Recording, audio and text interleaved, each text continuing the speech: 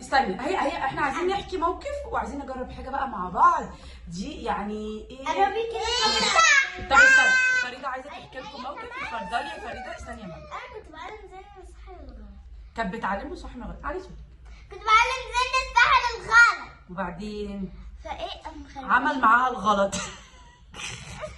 زين. بص الزعر بالزغنن اهو. خربشني هنا وخربشني هنا. ايه يا عم وخربشني هنا.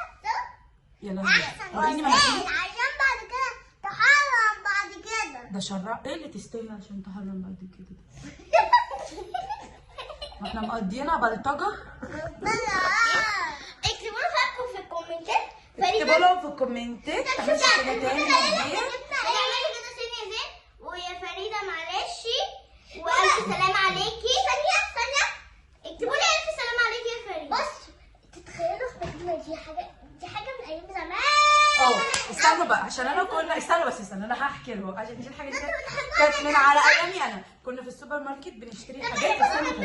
كنا في السوبر ماركت بنجيبوا حاجات بس والله العظيم يعني ايه. فلقيت عصير كده بتاع زمان قوي. انا كنت بجيبه وانا صغيره يعني كنت قد ولادي كده.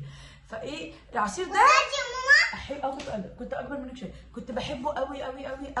لقيت بقى منه تاني وانا اصلا بقالي كتير ما شفتهوش. ده كان اسمه عصير ايه ده؟ بس ده كان بتاع زمان. مش عارفاه؟ دقتيه قبل كده؟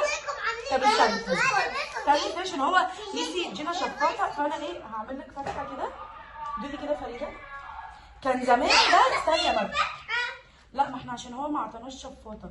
كان زمان ده بكام بقى؟ كنت بجيبه مثلا بجنيه مثلا. بس 8 جنيه. دلوقتي ب 8 جنيه. دوقي. ماما افتح يلا يا ماما.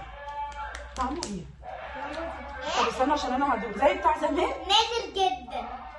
هو ده كان زمان يعني كانت ماما ما بتحبش تجيبه لنا. كانت بتقول لك لا اخي طعمه وحش بس انا كنت بحبه. الله.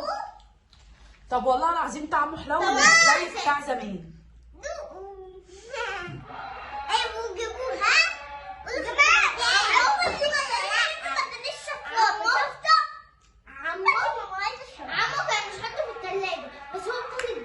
انا حطيته في التلاجة. استنى بقى عشان كده. الو يا ماما طعم تفاح. وانا في الكومنتات جبت ولا لا؟ عارفين بيفكرني اكني رجعت المدرسه والله. اصل انت ايه بقى؟ بيست. ايه بهدلت الدنيا. يلا اعملوا لايك شير سبسكرايب فعلوا الجرس.